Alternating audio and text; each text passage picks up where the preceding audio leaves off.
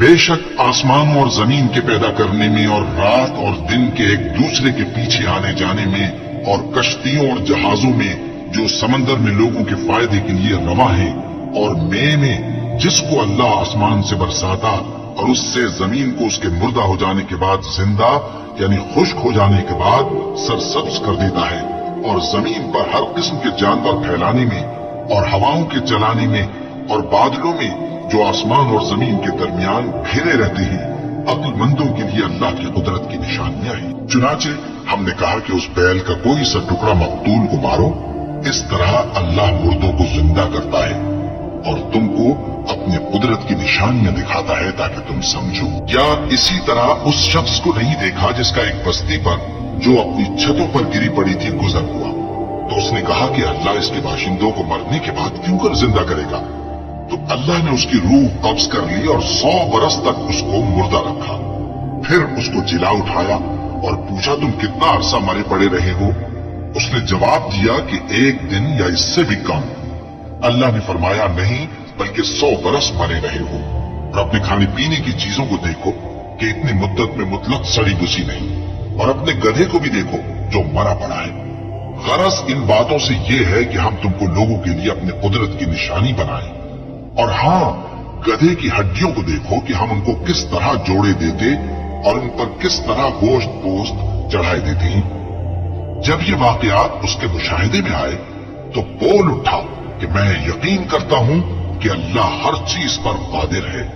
और जब इब्राहिम ने अल्लाह से अर्ज किया कि ऐ परवरदिगार, मुझे दिखा कि तू मुर्दों को क्यों कर जिंदा करेगा, अल्लाह ने फरमाया, क्या तुमने इस बात का यकीन नहीं किया। उन्होंने कहा, क्यों नहीं, लेकिन मैं देखना इसलिए चाहता हूं कि मेरा दिल इत्मीनान कामिल हासिल कर ले।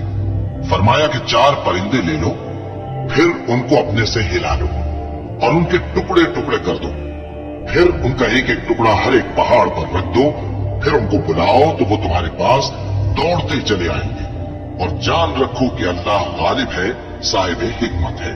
जो शख्स नेक बात की सिफारिश करे तो उसको उसके सवाब में से हिस्सा मिलेगा, और जो बुरी बात की सिफारिश करे उसको उसके अजाब में से हिस्सा मिलेगा। और अल्लाह हर चीज पर कुदरत रखता है। और जब तुमको कोई दुआ दे तो जवाब में तुम उससे बेहतर कलमे से उसे दुआ दो या उन्हीं लफ्जों से दुआ दो। बेशक अल्लाह हर चीज का हिसाब लेने वाला है। अल्लाह वो माबूद बरहक है कि उसके सिवा कोई इबादत के लायक नहीं।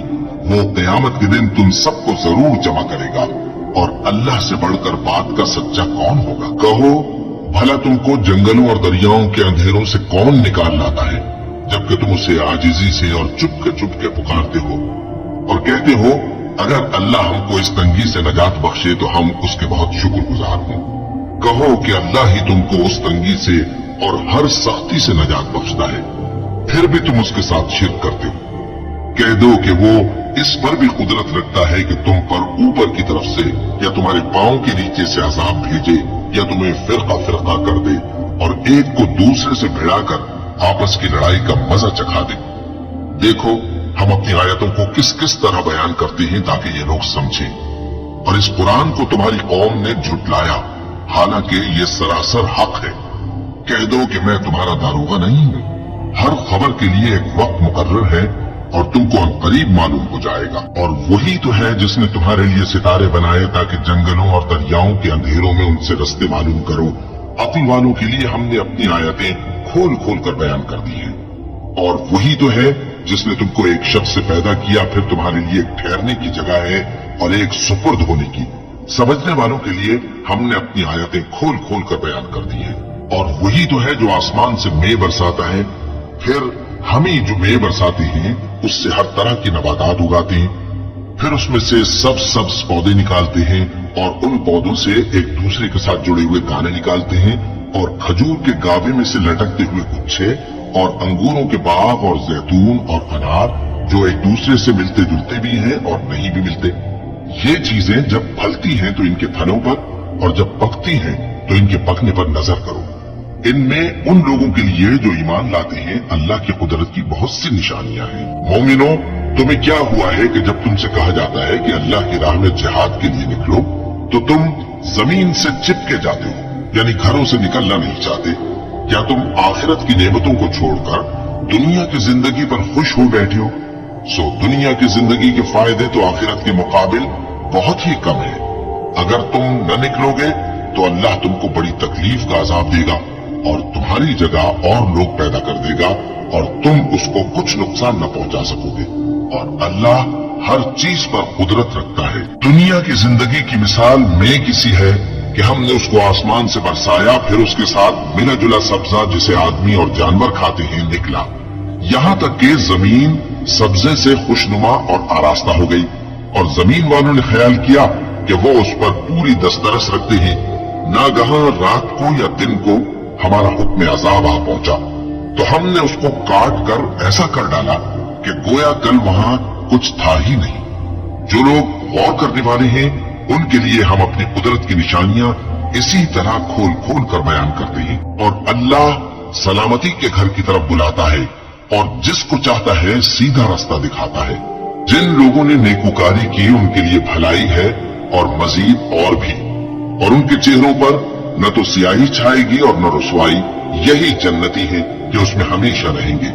और जिन्होंने बुरे काम किए तो बुराई का बदला वैसा ही होगा और उनके चेहरों पर जिल्लत छा जाएगी और कोई उनको अल्लाह से बचाने वाला न होगा।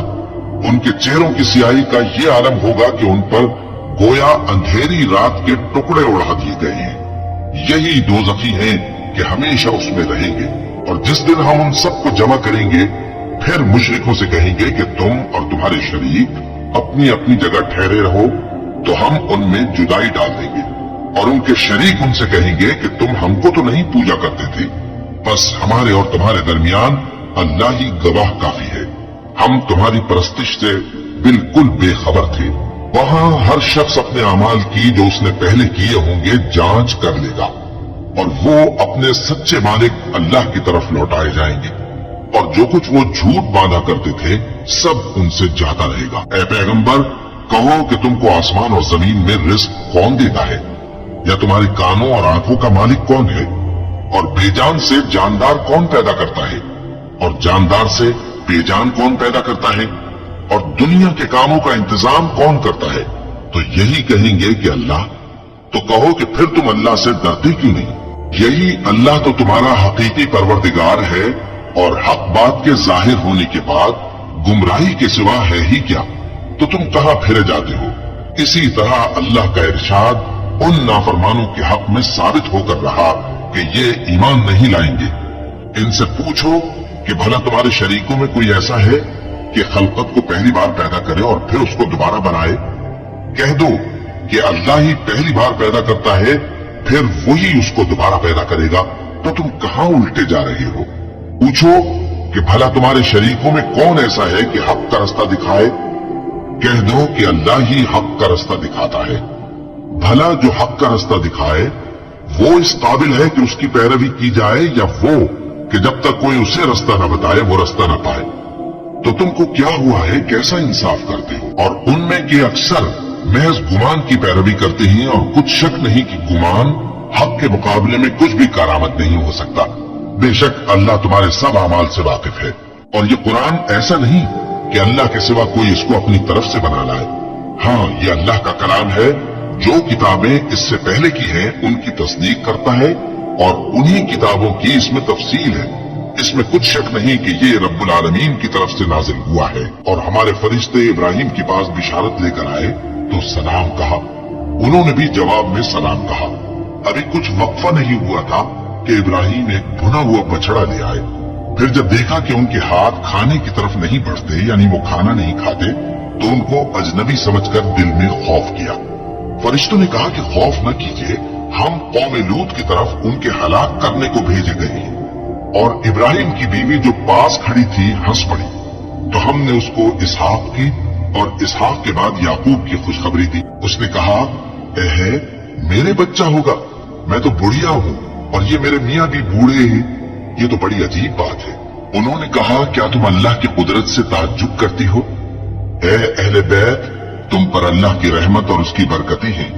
वो लायक तारीफ है, बड़ा है।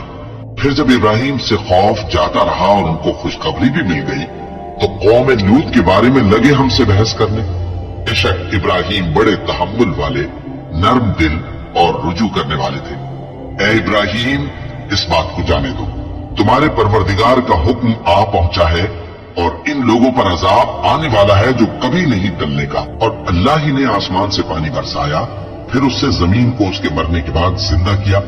बेशक इसमें सुनने वालों के लिए निशानी है और तुम्हारे लिए चौपायों में भी मकाम इबरत गौर है कि उनके पेटों में जो गोबर और लहू है उसके दरमियान से निकालकर हम तुमको खालिस दूध पिलाते हैं जो पीने वालों के लिए खुशगवार है।